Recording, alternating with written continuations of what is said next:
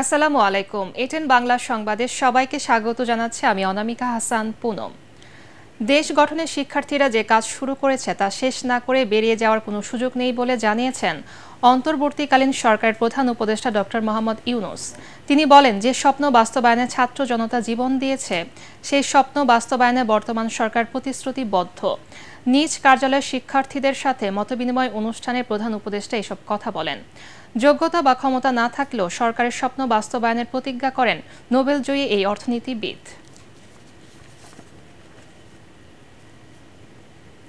Russia Ukraine পরিস্থিতির সাথে বাংলাদেশকে তুলনা করে ভারতের সশস্ত্র বাহিনী প্রস্তুত রাখা নিয়ে দেশটির প্রতিরক্ষামন্ত্রীর বক্তব্যে বিস্মিত ঢাকা।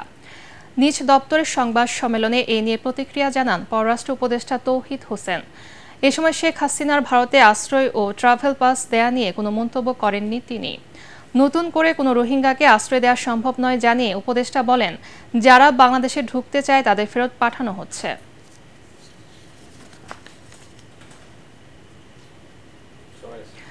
জুলাই আগস্টে গণহত্যার সকল আলামত সংগ্রহ করা এখন প্রধান চ্যালেঞ্জ বলে মনে করেন আন্তর্জাতিক অপরাধ ট্রাইব্যুনালের নতুন চিফ প্রসিকিউটর মোহাম্মদ তাজুল ইসলাম। সকালে ট্রাইব্যুনালে যোগ দিয়ে সাংবাদিকদের তিনি এই কথা জানান।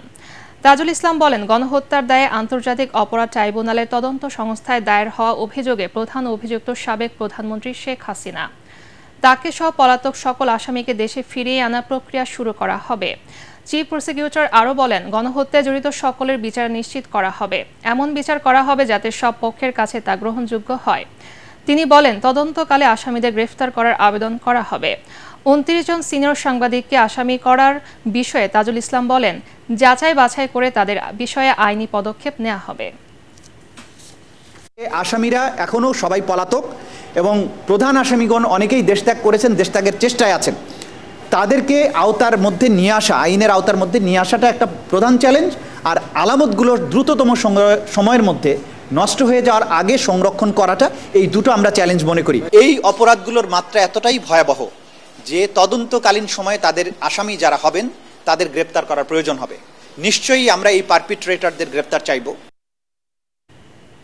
মুন্সিগঞ্জে বৈষম্য বিরোধী ছাত্র আন্দোলনে হতাহতদের পরিবারের সদস্য ও স্বজনদের সাথে মত বিনিময় করেছেন বৈষম্য বিরোধী ছাত্র আন্দোলনের কেন্দ্রীয় সমন্বয়ক দল। মুন্সিগঞ্জ সফরের মধ্য দিয়ে শুরু হলো তাদের বিভাগীয় ও জেলা পর্যায়ের সফর।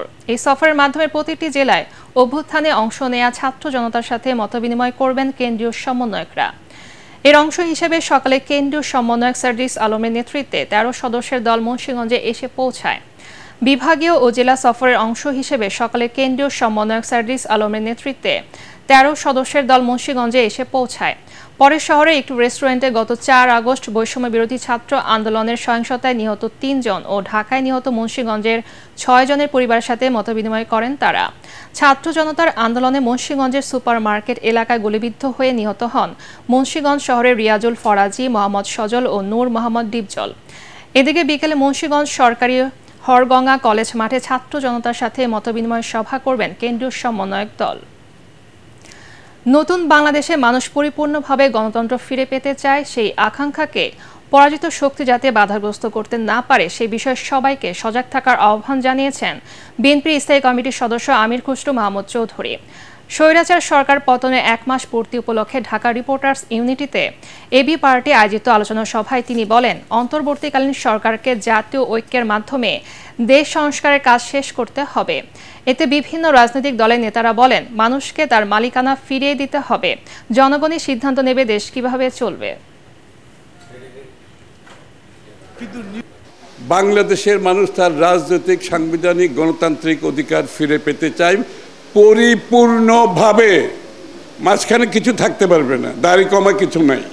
আজকের অন্তর্বর্তীকালীন সরকারকে ঐক্যবদ্ধভাবে জাতীয় ঐক্যের মাধ্যমে আমাদেরকে সমর্থন করে এই কাজগুলো সম্পন্ন করতে হবে।